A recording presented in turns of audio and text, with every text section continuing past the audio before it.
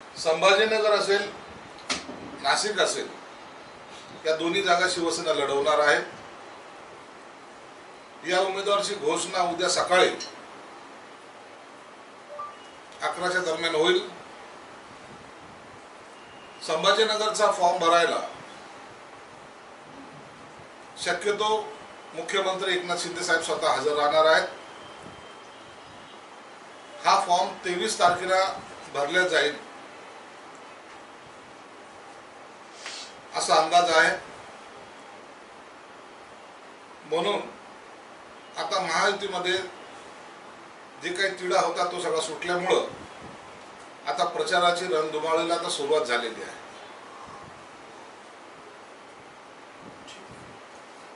Doctor, पण तुम्ही हे गेल्या आठवड्याभरापासून असं सांगताय की संभाजीनगर बाबत किंवा इतर ठिकाणाबाबत उद्या निर्णय होईल, उद्या काही येतच नाही अजून। तुम्ही आता हे जे मी आज जे प्रेस मध्ये बोललेलो आहे हे मी शिंदे साहेबांशी चर्चा केली। कालच शिंदे साहेबांशी माझी चर्चा झालेली आहे आणि या नावाची घोषणा आजच करायची होती, परंतु ते सांगली आणि साताराला फॉर्म भरायला गेल्यामुळे त्याची घोषणा उद्या सकाळी होईल। शनिवारी छत्रपती संभाजीनगरमध्ये महाविकास आघाडीच्या उमेदवाराच्या प्रचाराची सभा होत आहे आणि सुभाष शरद पवार या मैदानात उतरत आहे। महाविकास आघाडीची सभा होत असेल तर होऊ द्या ना, त्याच्यात काय नाही। हा निवडणुकीचा काळ आहे, यामध्ये अनेक नेते येतील, सभा घेतील आणि तो त्यांना लोकशाहीचा त्यांचा तो अधिकार आहे। म्हणून कोणी सभा घेतली तर त्याला विरोध असण्याचं किंवा त्यांनी सभा घेऊ नये असं काही म्हणण्याचं काही कारण नाही। सगळ्याच पक्षाच्या नेत्यांच्या सभा या मराठवाड्यामध्ये या संभाजीनगरमध्ये असेल वेगवेगळ्या भागामध्ये होतील।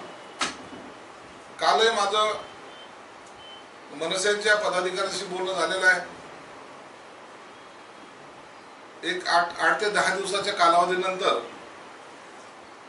राज ठाकरे साहेबांची सभा सुद्धा संभाजीनगरमध्ये होईल, त्याची सुद्धा आम्ही तयारी करतोय।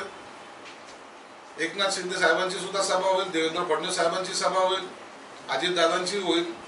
म्हणून हा सभाचा जो जोर आहे तो 23 तारखेच्या नंतर तुम्हाला पाहायला मिळेल। एका दैनिकाने आज एक बातमी पण लिहिलेली आहे की इथे जे इच्छुक 3 उमेदवार तुम्ही या नावं सांगितली त्यातल्या विनोद पाटील यांना तुमचा व्यक्तिशः प्रचंड विरोध आहे आणि तुम्ही त्यांना देऊ नये असं म्हटल्यामुळे ते आता मागे पडले अशी चर्चा।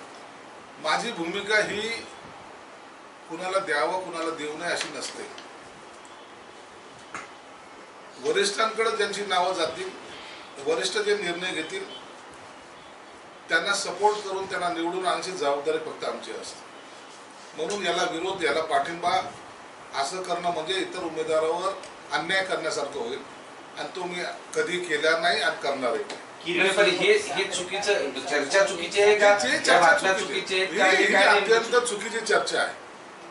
ज्यांचं नाव मी माझ्या तोंडून घेतलं, जर विरोध असता तर ते नाव सुद्धा मी येऊ दिलं नसतं।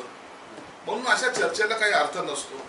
या चुकीच्या चर्चा काही लोक पसरवतात आणि त्याचा भांडवल करायचा प्रयत्न करतात आणि म्हणून अशा या गोष्टीला निवडणुकीच्या काळामध्ये थारा मिळत नाही। बातमी जरूर होते परंतु त्याला थारा मिळणार नाही एवढं मात्र निश्चित आहे। पण विनोद पाटील हे मराठा कॅन्डिडेट आहेत आणि मराठा क्रांती मोर्चामुळे अडचण निर्माण होईल असे वेगवेगळे मुद्दे तुम्ही मांडले, हे कन्फर्म आहे असं कळते?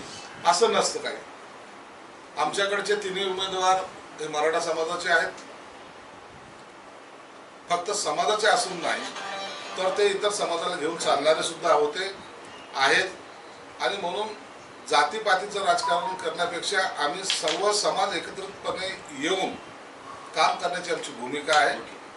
म्हणून असा जर कुणी जर काही आरोप प्रत्यारोप लावत असेल तर तो चुकीचा आहे।